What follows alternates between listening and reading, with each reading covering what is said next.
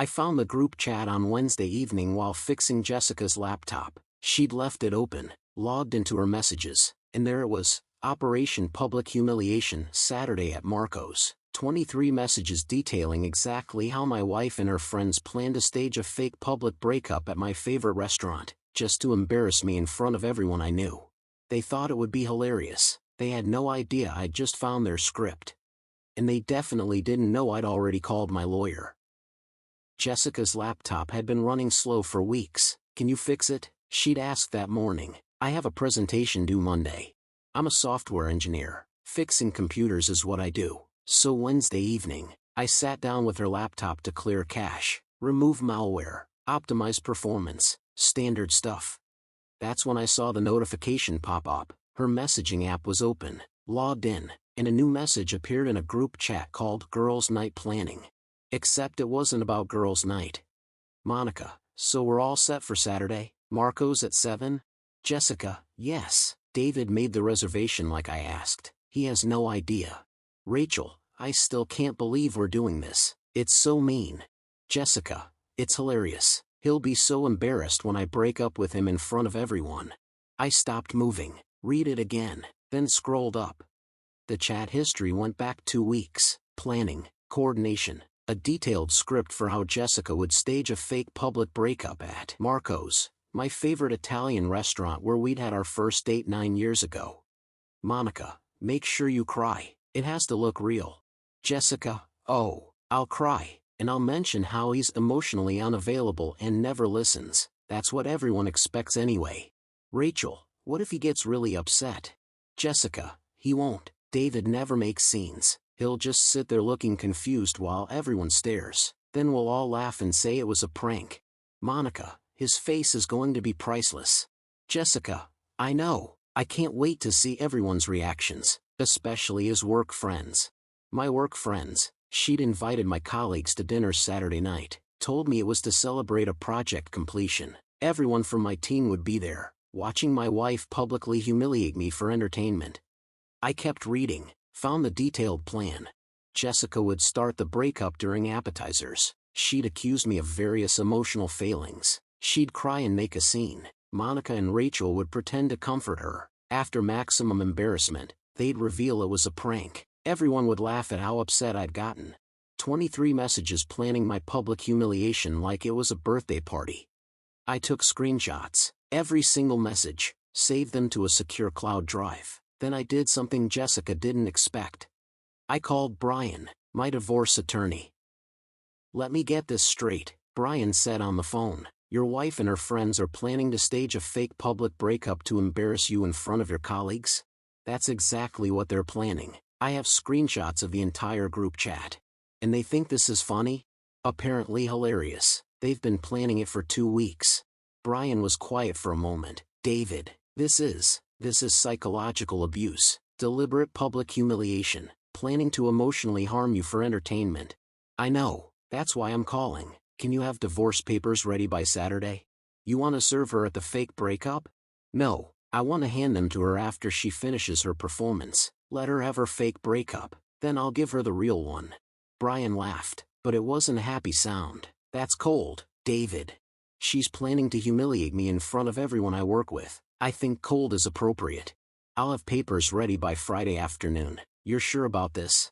I looked at the screenshots on my screen. My wife, the woman I'd been married to for 7 years, planning to mock me publicly for laughs. "I'm sure." Thursday and Friday were surreal. Jessica acted completely normal, made dinner, asked about my day, kissed me goodnight, all while knowing she'd planned to humiliate me in front of my colleagues in 48 hours. Friday afternoon, I picked up the divorce papers from Brian's office, read through them carefully. Everything was in order: irreconcilable differences, division of assets, no children involved, which would make things simpler. "You really going through with this?" Brian asked. "She's really going through with her prank. I'm just making sure it has consequences." Saturday morning, Jessica was excited, too excited. She spent 2 hours getting ready, choosing the perfect outfit for her performance. "You look nice," I said. "Thanks, I want tonight to be memorable." She smiled at me in the mirror, and I wondered how I'd never seen this side of her before. The cruelty, the callousness, the person who thought public humiliation was entertainment. I dressed carefully too, business casual, the kind of outfit that says I have my life together even when someone's trying to tear it apart. The divorce papers were in my car, in a manila envelope in the glove compartment. We arrived at Marco's at 6:50. The restaurant was warm, intimate, candlelit. Our table was in the center of the dining room, maximum visibility. Jessica had specifically requested it. My colleagues started arriving, Tom and Angela from development, Marcus from project management, Sarah from QA, all people I'd worked with for years, invited to witness my humiliation. Monica and Rachel were already seated at a nearby table, phones ready to record. They waved at us cheerfully, like they weren't about to participate in psychological abuse. Everyone ordered drinks, appetizers arrived, and I watched Jessica prepare for her performance. It started exactly as the group chat had planned. During appetizers, after everyone had ordered, Jessica's expression changed. She set down her fork and looked at me with manufactured sadness. "David, we need to talk." The table went quiet. Everyone looked at us. "What's wrong?" I asked, playing along. "I can't do this anymore." Her voice was shaking. "Good acting. This marriage isn't working. You're emotionally unavailable. You never listen to me. I feel invisible." People were staring now. The entire restaurant was watching. I saw Monica holding up her phone, recording. "Jessica, this isn't the place," I started. "There's never a good place for this conversation because you never want to have it." Her voice rose. People at other tables were turning. "I've tried for years to connect with you, but you're always in your head, always working, never present." Tears started falling, real tears. Somehow, she was fully committed to this performance. "I can't be married to someone who doesn't see me, who doesn't value me. I deserve better than this." The restaurant was silent except for her crying. My colleagues looked mortified. Some looked sympathetic to Jessica. A few looked at me like I was the villain in this story. "I want a divorce," Jessica said, voice breaking. "I'm sorry, but I can't do this anymore." She stood up, grabbing her purse. Monica and Rachel rushed over, right on cue, to comfort her. And that's when I pulled out the envelope.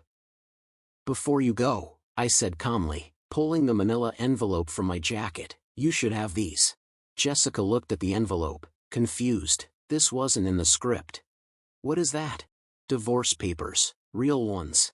The restaurant stayed silent, but now the energy had changed. Jessica's face went from theatrical sadness to genuine confusion. "What are you talking about?"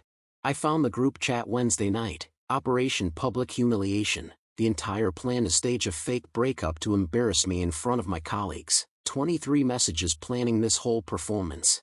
Her face went white. Monica and Rachel froze. "You thought it would be hilarious to mock me publicly, to humiliate me in front of people I work with, to make me look emotionally stunted and uncaring while you played the victim." I stood up, set the envelope on the table. "So I had my lawyer prepare real divorce papers. You wanted a fake breakup for entertainment. I'm giving you a real one for consequence." "David, wait, it was just a joke." "A joke?" I looked around the restaurant. "You spent 2 weeks planning to emotionally abuse me in public. You invited my colleagues to watch. You scripted how you'd cry and what you'd accuse me of. That's not a joke, Jessica. That's cruelty." Monica stepped forward. "We were going to tell you it was a prank right after." "After what? After everyone watched me get publicly dumped? After my work friends saw me humiliated? When exactly was the punchline supposed to make this funny?" No one answered. I turned back to Jessica. "You know what the saddest part is? I would have forgiven an actual affair before I'd forgive this, because an affair is about weakness. This is about malice. You wanted to hurt me for entertainment." "I didn't mean." "Yes, you did. You spent 2 weeks planning it. You invited an audience. You rehearsed your lines." I picked up the envelope, held it out to her. "So here's your divorce. Not fake, not a prank, real consequences for real cruelty." She took the envelope with shaking hands. "You'll want to get a lawyer," I said. "I've filed for divorce citing emotional abuse and irreconcilable differences. The screenshots from your group chat are attached as evidence." I pulled out my wallet, left enough cash to cover everyone's meals, and walked out of Marco's while the entire restaurant watched in silence. Behind me, I heard Jessica crying, real tears this time, not performed ones. The divorce took 5 months. Jessica tried to argue the prank was harmless, that I was overreacting. Her lawyer took one look at the group chat screenshots, 23 messages planning my public humiliation, and advised her to settle. You can't defend planning psychological abuse as a harmless prank in court. My colleagues were mortified when they understood what had almost happened, that they'd been invited to witness what Jessica thought would be my embarrassment. Several of them gave statements supporting my case. Monica and Rachel apparently stopped speaking to Jessica after realizing their fun idea had destroyed her marriage. Turns out planning cruelty has social consequences. Jessica got her car, her personal belongings, and half our savings. I kept the house and my reputation intact. 6 months after that dinner at Marco's, I'm living alone, dating someone who thinks laughing with me is better than laughing at me, building a life that doesn't include psychological games. Jessica tried to reach out once. It was supposed to be funny, a harmless prank to liven up dinner. I didn't respond. When someone thinks publicly humiliating their spouse is entertainment, there's nothing left to say. Some people think marriage is a partnership, others think it's a stage for their performances. Jessica wanted an audience for my embarrassment. She got one for her divorce instead. If this story resonated with you, hit subscribe for more stories about standing up to emotional manipulation. Drop a comment, is a prank like this ever acceptable? Like if you believe respect matters more than laughs, and share with someone who needs this. Weekly content, subscribe and turn on notifications. Remember, if someone plans your humiliation for entertainment, they're showing you exactly who they are. Believe them. See you in the next one.